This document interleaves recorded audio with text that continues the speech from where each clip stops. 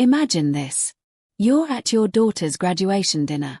The restaurant is filled with family, friends, laughter, and the clinking of champagne glasses.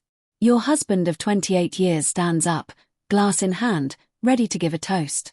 But instead of praising your daughter, he looks you dead in the eyes and says, "I've decided to start a new life, without you."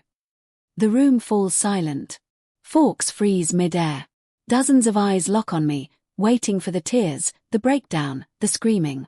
But I didn't give them any of that. Instead, I smiled.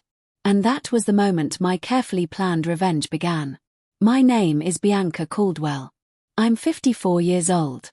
For nearly 3 decades, I've been the supportive wife, the one who held the family together while Gregory, my husband, chased business ventures, had midlife crises, and reinvented himself over and over again.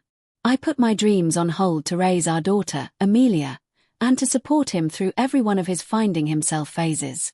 But Gregory had been planning his escape. And what he didn't know was that I was already 3 steps ahead of him. 3 months earlier, I noticed strange bank transfers. At first, small. Then larger. A new account. Fancy dinners. Jewelry. Even property searches. All while he told me we needed to tighten our belts for retirement. Then I found the texts. Conversations with Cassandra, his much younger girlfriend. Their new life together. Their plans to humiliate me with a grand announcement on Amelia's big day. But Gregory underestimated me. I wasn't just a housewife. I had been a financial professional for over 30 years. I knew how to trace money. I knew how to find evidence. And I remembered the one thing that would destroy him, the prenuptial agreement he had made me sign nearly 3 decades ago. The prenup with a fidelity clause that would cost him everything. So while Gregory thought he was being clever, sneaking around and planning his exit, I was documenting every transaction, consulting attorneys, and preparing divorce papers. When the graduation dinner came, he thought he was delivering the knockout blow. But really, he had walked right into my trap.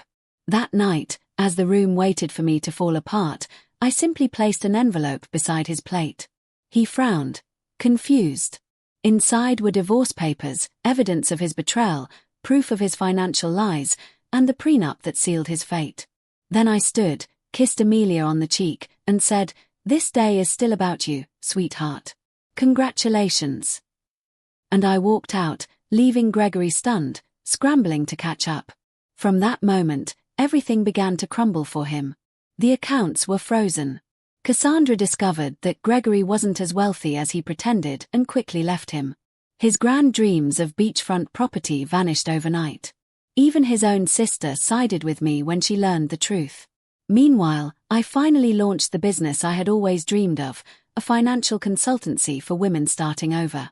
Within months, I had my own thriving company and a brand new life. Gregory. He was left with nothing but regret, a failing business, and an empty apartment. The man who once thought he held all the power was stripped of everything. The envelope I handed him at that dinner wasn't just revenge. It was reinvention. The end of one life, and the beginning of a better one. Because sometimes, the best revenge isn't destroying someone else's life. It's rebuilding your own.